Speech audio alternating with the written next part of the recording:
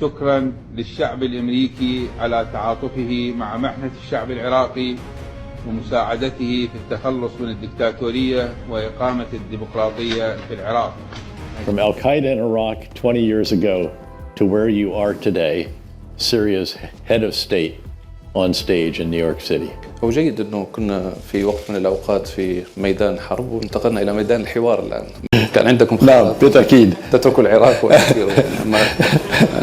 أقدم بالشكر الجزيل أيضا للسادة أعضاء الكونغرس الذين حضروا معنا في هذه القاعدة. المنطقة كان في احتلال للعراق. تتوقعون حضورا سياسيا إسرائيليا في العراق، سفارة إسرائيلية؟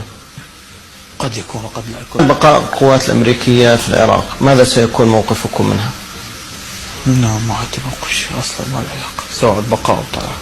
أكو فتوى بعدم الجهاد، طبعا هذا موجود، مع عدم إمكان كذا وكذا يسقط الجهاد، بل يحرم كل عدو كبير لا يمكن مقاومته يوقف عنه، سواء كان تحالف